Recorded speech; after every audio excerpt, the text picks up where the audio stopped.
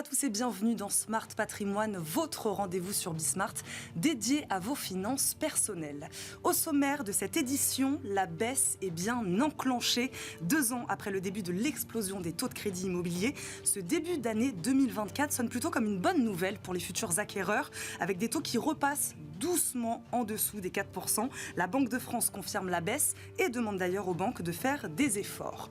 Dans Enjeu Patrimoine, le PER continue de faire des adeptes. Près de 7 millions de Français ont déjà choisi ce produit. La réforme des retraites y est peut-être pour quelque chose. L'occasion en tout cas de revenir aujourd'hui sur la recette du succès de cet outil et sa fiscalité dite avantageuse. Et enfin, dans l'œil du CGP, aujourd'hui, investir face à l'incertitude des marchés. Les investisseurs entament 2024 avec une certaine prudence, malgré l'optimisme soulevé en partie par le rebond des principaux actifs fin 2023. Notre expert Régis Jancovici préconise l'humilité, vous verrez. Mais d'abord, dans Smart Patrimoine, les taux baissent sur le marché des crédits immobiliers. C'est parti.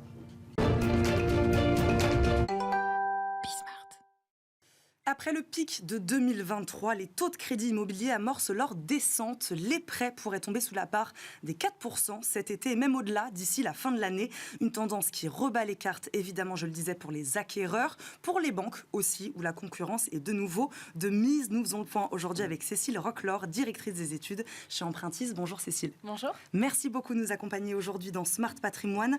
Cécile, nous sommes mi-février. La question, c'est plus de savoir si les taux de crédit immobilier vont baisser, mais plutôt jusqu'à quel niveau ils peuvent baisser, c'est ça?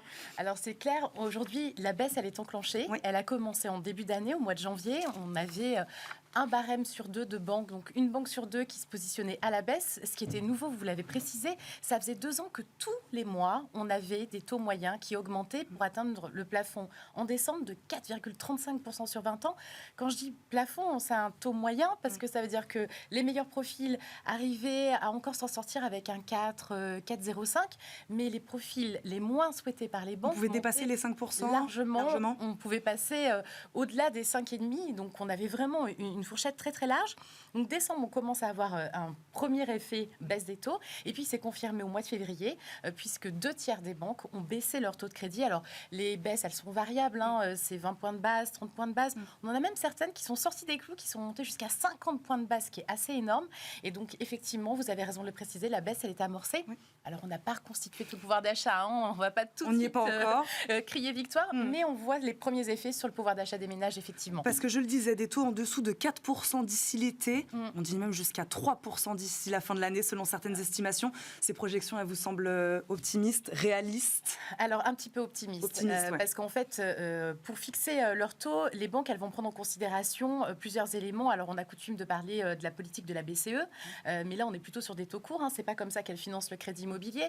Et quand on voit la politique de la BCE, on sait qu'il n'y aura pas de baisse tout de suite, qu'on est dans la période de stabilisation et qu'on aura plutôt une baisse à partir de l'été. Donc, imaginez que les banques le répercutent tout de suite, ça me semble un peu court. Ouais. Et puis sur l'OAT 10 ans, la dette souveraine d'État qui fait les taux de crédit immobilier, on a déjà eu une baisse. On voit qu'aujourd'hui, on oscille entre 2,5 et 3. Il faut savoir qu'une banque, il lui faut entre 100 et 150 points de base pour pratiquer le bon prix du crédit. Et on voit bien qu'à ce niveau-là, on n'est pas encore prêt de passer sous les 3. Donc, ce qui est sûr, c'est qu'on va avoir des baisses. Elles vont se faire par paliers. Oui, c'est quoi votre estimation plutôt?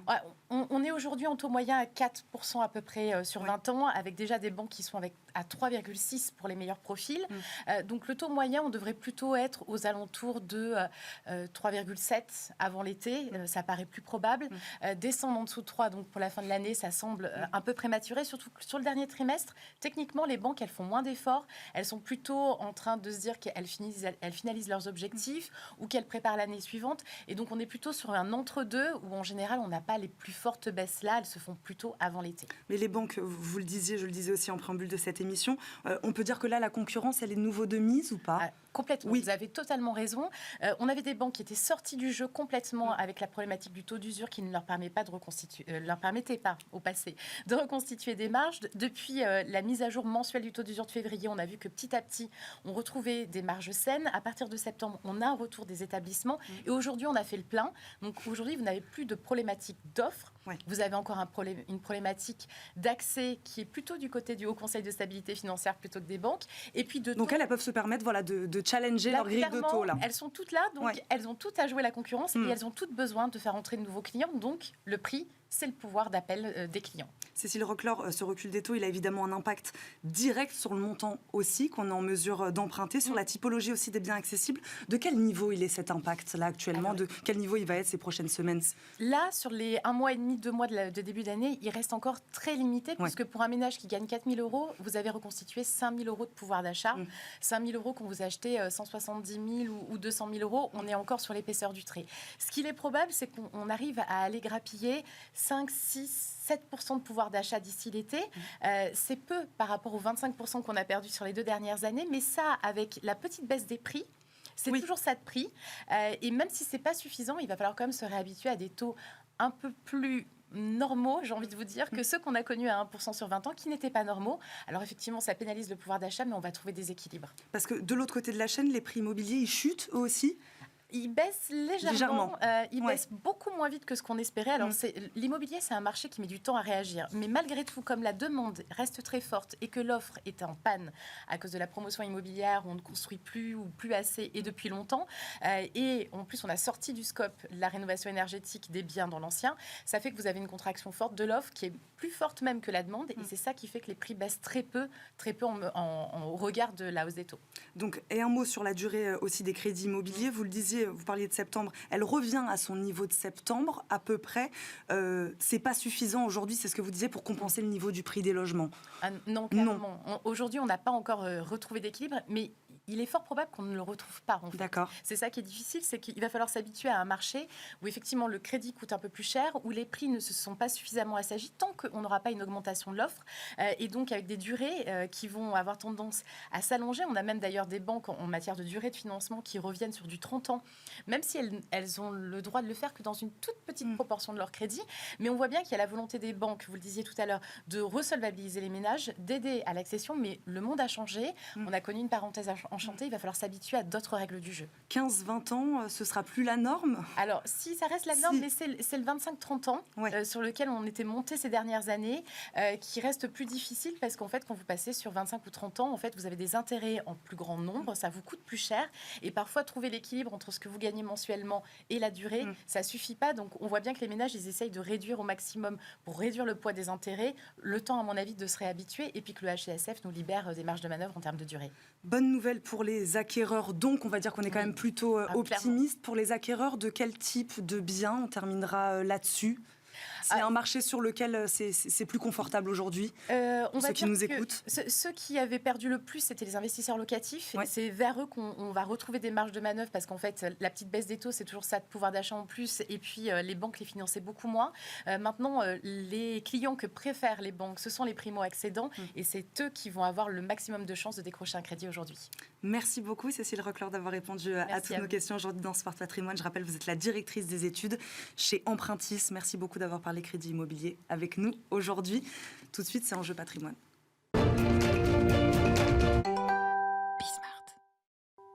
Et c'est parti pour Enjeu Patrimoine où nous répondons chaque jour à une grande question liée à la gestion de votre patrimoine. Aujourd'hui, quelle fiscalité pour le plan d'épargne retraite? En 2023, le PER dépasse les 100 milliards d'euros d'encours. L'occasion aujourd'hui de revenir sur la recette de son succès et donc de sa fiscalité selon les types de versements, les types de sorties. C'est pas si simple. On fait le point aujourd'hui avec nos deux experts. Charlotte Tamer nous accompagne, directrice conseil chez Yomoni. Bonjour Charlotte. Bonjour. Merci beaucoup de nous accompagner aujourd'hui. Christophe Olivier nous accompagne également, directeur général chez My Pension Expert. Bonjour. Bonjour. Merci Christophe d'être avec nous également. Je vais me tourner vers vous tout de suite. Christophe, comment vous expliquez cette dynamique très positive, je le disais, en 2023, là on est début 2024, en tout cas pour 2023? Je crois que c'est assez naturel. Depuis la loi Pacte, il y a un nouvel élan sur l'épargne retraite grâce aux mesures de modernisation de l'épargne retraite, la sortie en capital, la possibilité de ressortir pour l'achat de la résidence principale et un certain nombre d'autres améliorations. Cette aussi vision unique des plans d'épargne retraite, qu'ils soient individuels, collectifs ou obligatoires, vont tout à fait dans le bon sens. Je crois que... Je disais en préambule de cette émission, je parlais de la réforme des retraites. Elle a laissé des marques, cette réforme? Oui, parce qu'elle a incité les gens à regarder le niveau futur de leur retraite et à comprendre que leur taux de remplacement serait assez faible.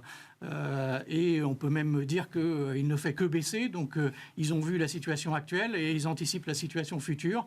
Et pour remplacer les 5, 10, 15% de salaire qu'ils auront en moins, il faut aller chercher de l'épargne retraite. Donc, c'est normal qu'aujourd'hui, il y ait plus de 5 millions d'adhérents au plan d'épargne retraite assurantiel. C'est chiffre de France Assureur à fin 2023 pour 75 milliards d'euros. C'est naturel. Charlotte Hammer, qu'est-ce qui en fait aujourd'hui le PER un outil particulièrement adapté pour préparer sa retraite ? Ce qui en fait un outil particulièrement adapté, je dirais, il y a quand même l'attraction fiscale qu'on a au démarrage et qui permet, alors il y a un avantage fiscal qui est presque en fait un crédit d'impôt, mais on ne va pas aller trop vite sur le sujet, mais qui permet en fait avec vos impôts, vous pouvez autofinancer en fait une partie de votre retraite. C'est-à-dire au lieu de payer vos impôts au fisc, le fisc quelque part vous reprête cet argent pour aller capitaliser pour votre retraite. Donc c'est un encouragement assez fort au niveau étatique et qui permet à des gens qui auraient un pouvoir d'achat parfois un peu restreint. On connaît des périodes un peu difficile, notamment dans le contexte inflationniste, et grâce à cette économie d'impôt, en fait, qui permet un peu de booster cette capacité d'épargne et qui permet, bien évidemment, d'épargner pour la retraite. Le fait est, aujourd'hui, c'est que le produit retraite, même s'il dispose de cas anticipés, de déblocage anticipé, reste quand même un produit qui, par essence, n'est pas liquide, et donc n'est pas... Les fonds sont bloqués. Les fonds sont normalement bloqués jusqu'à la retraite. À un moment donné, un chat est un chat, et donc, quand vous êtes sur un PER, à la différence d'une assurance vie, d'un PEA ou d'un compte titre, les fonds ne sont pas, par essence, liquides. Ils sont bloqués normalement jusqu'au moment de la retraite. Ce qui est bien aussi parce que ça permet de ne pas y toucher. On peut avoir la tentation de se dire tiens, j'ai tant de côté, je peux une petite dépense par-ci, une petite dépense par-là. Et puis cette fiscalité avantageuse, c'est peut-être la contrepartie justement de... Bien sûr. Quand on choisit un produit financier, il y a toujours un plus, il y a toujours un moins. S'il n'y a pas de moins, partez en courant. Et il faut que le moins vous convienne. Mais ce que je veux dire par là, c'est que dans des périodes un peu de restriction sur le pouvoir d'achat qu'on a connu sur les 2 dernières années, peut-être que bloquer de l'épargne pour sa retraite, même si le sujet est énorme. Enfin, on ne peut pas passer à côté aujourd'hui. C'est un enjeu sociétal très important et individuel très important. C'est peut-être pas la première enveloppe vers laquelle on va aller du fait de son illiquidité par nature. Il y a des cas de déblocage anticipé, etc. Donc, je trouve ça bien de profiter de cet avantage fiscal, de ce petit coup de pouce pour, en fait, augmenter sa capacité d'épargne et privilégier ce sujet qui est vraiment extrêmement important pour tout à chacun. Vous le disiez un peu, Christophe Olivier, ce régime fiscal, il est plus avantageux que celui de ses prédécesseurs, hein, c'est ça ? Un petit peu plus. Non. Oui, enfin, l'idée est quand même la même. C'est celle qu'a décrite Charlotte. C'est l'idée qu'on va pouvoir déduire soit de son revenu catégoriel si on est un travailleur non salarié, soit de son revenu global si on est un salarié, un montant dans la limite d'un certain plafond. Et donc on va avoir un avantage fiscal qui est proportionnel à son taux marginal d'imposition. Ce qui veut dire aussi que le produit d'épargne retraite n'est pas nécessairement un produit pour tout le monde. Il faut le dire. C'est bien de le préciser, oui. Je crois que c'est important. Vu que vous allez bloquer votre argent théoriquement jusqu'à la retraite, sauf des cas spécifiques, il faut que l'avantage fiscal qui en résulte soit suffisant. Donc, en ce qui nous concerne, notre devoir de conseil nous amène à ne le conseiller qu'à des gens qui ont un taux marginal d'imposition d'au moins 30%. On va prendre les choses point par point. D'abord, vous disiez, on va peut-être pouvoir en sortir, mais bon, on ne va pas aller tout de suite dans ce cas de figure. La fiscalité pendant la phase d'épargne du PER, les gains produits sont fiscalisés ? Non. Non. Vous êtes en franchise d'impôt. Donc le PER, il est constitué de 2 phases. Vous avez une phase de capitalisation et une phase de distribution. La phase de capitalisation, qu'importe l'âge que vous ayez, enfin généralement vous n'êtes pas encore à la retraite, sinon c'est un petit peu trop tard, mais vous êtes en activité, que vous soyez juste sorti d'école, parce que ça s'adresse vraiment à tout le monde. Alors le facteur salaire, tranche marginale, comme le disait Olivier, va vraiment impacter l'intérêt du produit. Mais on peut être jeune. On peut être jeune, bien sûr. Et c'est absolument pas contre-indiqué quand on est jeune de penser à sa retraite. Même si c'est un peu compliqué, mais c'est en tout cas une très bonne piste de réflexion. On disait donc que pendant la phase de capitalisation, vous allez, donc c'est toute la période d'indisponibilité de cette épargne, puisque vous êtes en train de construire en vue d'une distribution à la retraite, et donc vous mettez 100, on se comprend, vous mettez 100, vous générez 200. Tant que vous ne sortez pas de cette enveloppe, les revenus ne sont pas fiscalisés. Un peu à l'instar de ce qu'on a sur une assurance vie, sur un PEA aujourd'hui. On est sur ce qu'on appelle une enveloppe qui est en franchise d'impôt. Et le gros intérêt, c'est que, en fait, la performance d'un PER, c'est un pourcentage que vous faites sur soit du fonds euro, soit sur les marchés, soit sur le marché actions, obligations, etc. Et au final, eh bien, en fait, la base qui travaille va être plus importante parce que vous travaillez en brut de fiscalité. Donc, on revient dans la partie des intérêts composés. C'est ce qui va faire l'effet boule de neige et ce qui va contribuer en fait à la bonne performance de votre dispositif sur la durée. C'est quand même très avantageux. Quand vous dites on met 100, on met quoi en fait dans son PER en général? Alors, dans votre PER, vous pouvez mettre ce que vous voulez. Ouais. Néanmoins, comme on le disait à juste titre, nous, ce qui nous intéresse, c'est de mettre la partie qui est déductible fiscalement. C'est-à-dire, je bloque mon épargne. En contrepartie, j'ai quoi? En contrepartie, j'ai un avantage fiscal. Sinon, en gros, notre recommandation, je pense qu'on est aligné sur le sujet, notre recommandation, c'est de dire ne mettez pas sur PER, il y a d'autres enveloppes plus liquides, fiscalement avantageuses aussi, sur d'autres points, mais voilà.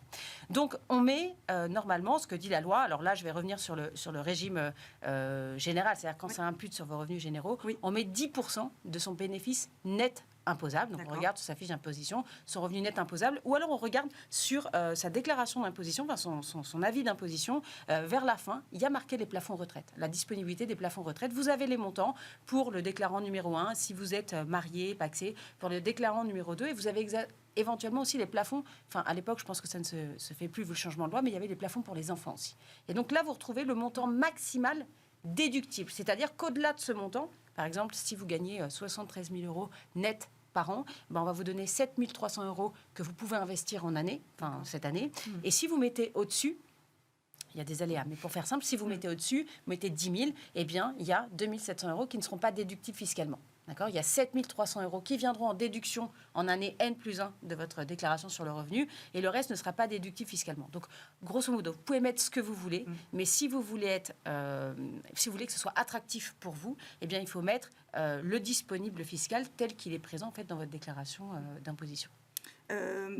Oui, vous vouliez rajouter quelque chose? Oui, alors ça c'est le cas générique, on va standard. dire. On peut peut-être parler des travailleurs non salariés, parce que les travailleurs non salariés ont généralement des niveaux de cotisation obligatoires qui sont inférieurs, et résultat, des taux de remplacement, donc le niveau de la première retraite par rapport au dernier salaire, qui sont inférieurs aux salariés. Et donc ils sont amenés à devoir compenser plus que les autres au niveau de leur épargne retraite. Et résultat, ils ont un plafond supplémentaire, au-delà des 10% qu'a évoqué Charlotte, ils ont un plafond de 15% de leurs bénéfices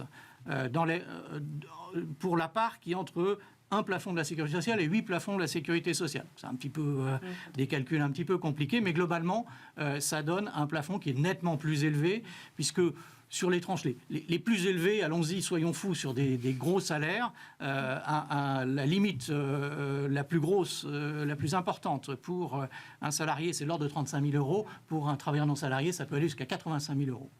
Il existe, Charlotte Hammer, vous en parliez un peu tout à l'heure, vous parliez de capitalisation, il existe une possibilité de sortie en rente, en capitalisation du PER? Vous pouvez sortir soit en rente, soit sortir 100% du capital. Et c'est l'une des grosses nouveautés du PER, l'ancien PERP Madelin, réuni dans le PER 1, qui avant ne permettait qu'une sortie à hauteur de 20% du capital à la fin, en sortie en capital, qu'à hauteur de 20% du montant. Donc là, on retrouve une liberté totale de récupérer son capital. Et après, c'est propre à chacun. Alors attention, il y a une petite sur le PER, quand vous l'ouvrez, vous choisissez au moment de l'ouverture ce que vous voulez à la sortie.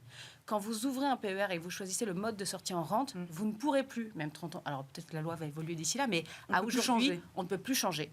Alors que si vous choisissez pour le mode de sortie en capital, vous pourrez repasser sur la rente le moment venu.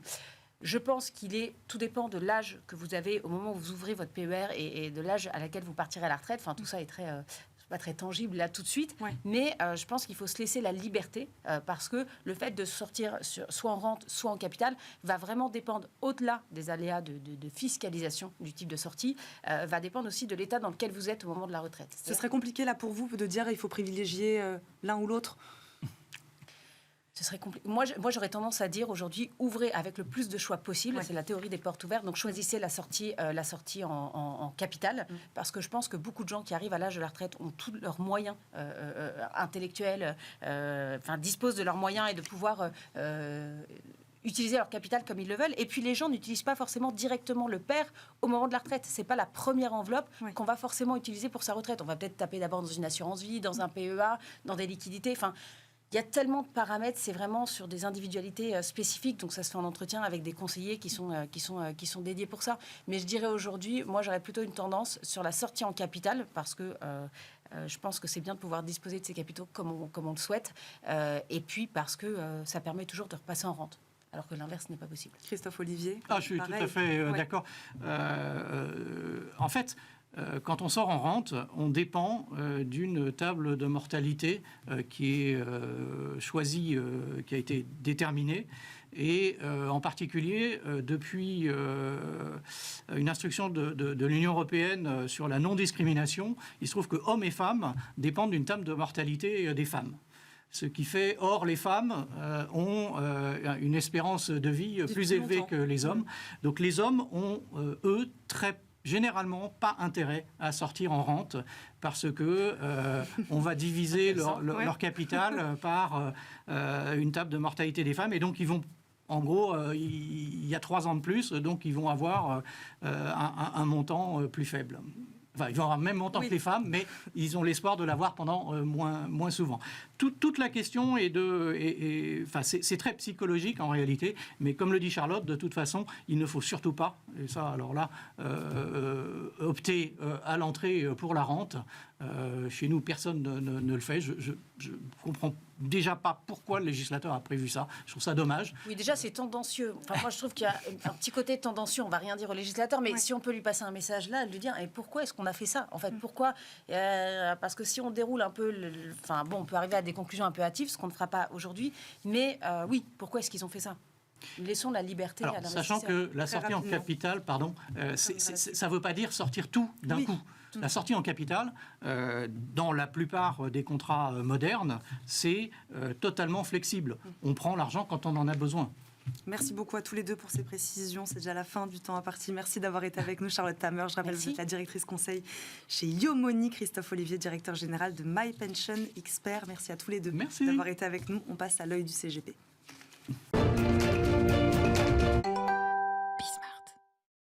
Degré élevé de volatilité, d'incertitude sur les marchés en 2024. Est-ce que la prudence s'impose du côté des investisseurs ? C'est un peu ce que nous allons voir dans l'œil du CGP avec Régis Yankovici, fondateur et dirigeant de luxavie.fr. Bonjour Régis. Bonjour Eva. Merci beaucoup de nous accompagner aujourd'hui. 2024, une année particulièrement incertaine ou pas particulièrement? L'incertitude, c'est un peu la matière première, des marchés financiers. C'est vrai que là, pour ce début d'année, on prend les mêmes et on recommence un petit peu.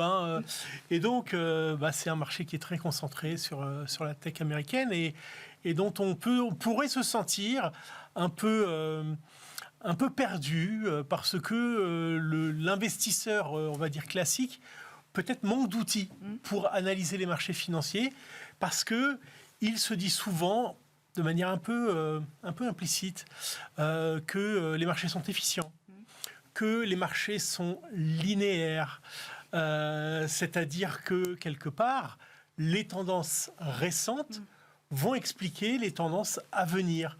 Parce qu'on a du mal à justifier parfois du comportement des marchés financiers. Là, ce que je dis, évidemment, c'est pas spécifique à 2024, mais c'est... Mais pourtant, c'est pas toujours le cas, cette linéarité. Alors, non, mais c'est même rarement le cas. C'est même rarement le cas. C'est rarement le cas parce que... Alors, un exemple où on peut estimer qu'il y a une forme de linéarité. Vous avez une société qui publie des résultats, très bien, le cours réagit. Si les résultats sont meilleurs qu'attendus, le cours va monter. S'ils sont bien meilleurs qu'attendus, le cours va monter un peu plus. Donc il y a une forme de linéarité entre la qualité des résultats et les cours de bourse.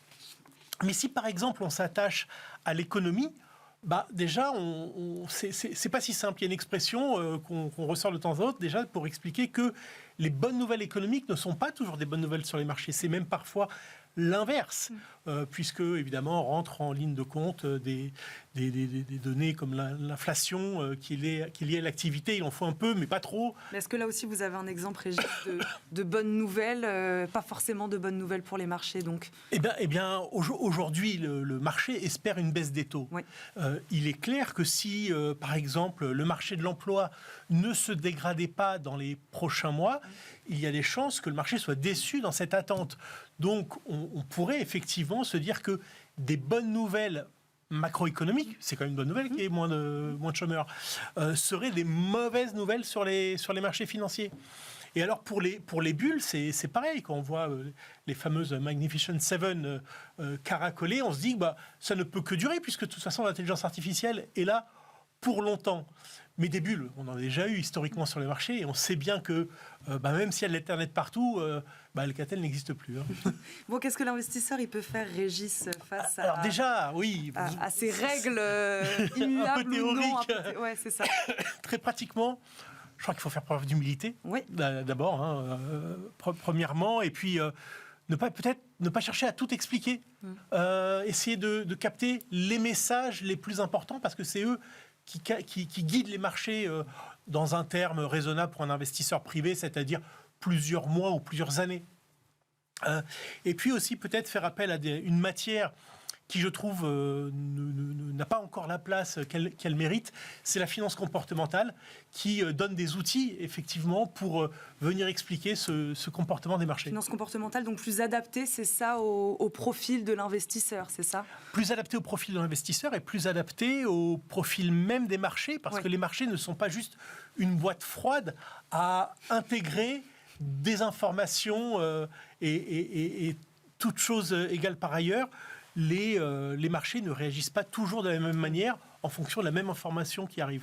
Humilité, prudence? Oui, bien sûr, évidemment, et devant Bismart, bien sûr. Merci beaucoup, Régis Jancovici, d'être venu nous voir aujourd'hui dans Smart Patrimoine. C'est toujours un plaisir de vous recevoir. Merci, fondateur Eva. et dirigeant de luxavie.fr. Merci beaucoup d'avoir été avec nous. Merci à vous de nous avoir suivis. Merci à Julien Noël qui m'a aidé à préparer cette émission. On se retrouve très vite pour un nouveau numéro de Smart Patrimoine. À très vite. Ciao.